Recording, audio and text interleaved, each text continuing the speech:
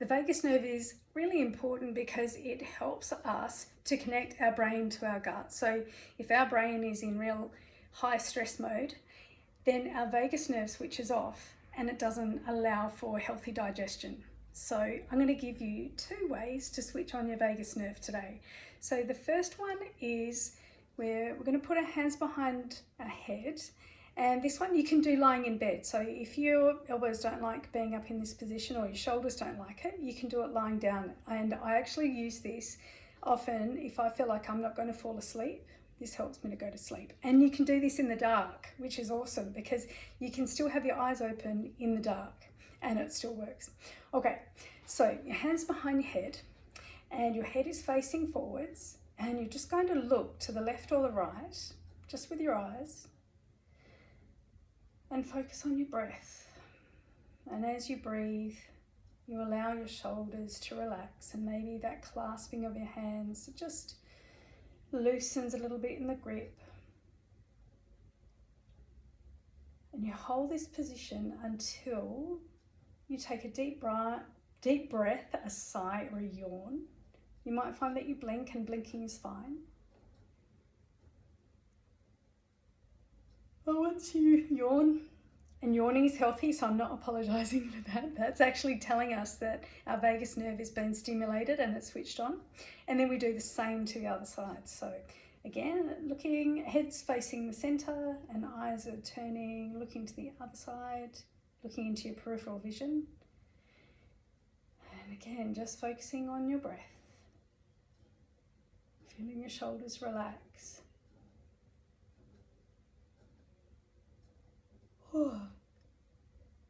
And then coming back to centre.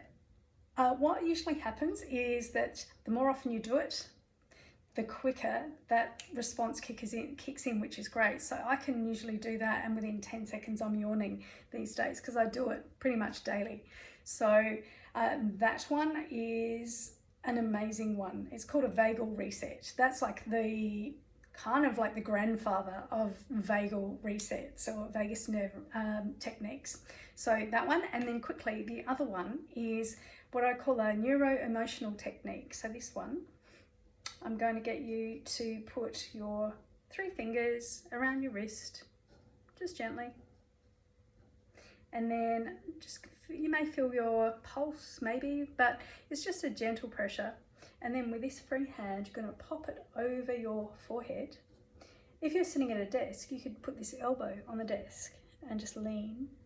Otherwise, again, I do this in bed, just facing up that way. And close your eyes. Just take some nice deep breaths. Focusing on the sounds around you.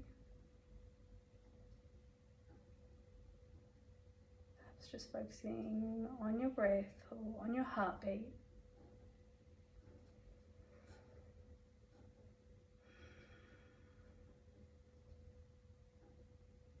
The hand that's over your forehead is touching that third eye, which is tapping into your intuition, into your inner self. And your hand is also covering your prefrontal cortex, your busy mind. A sign to it that it's okay to relax, to drop down a gear and just be present.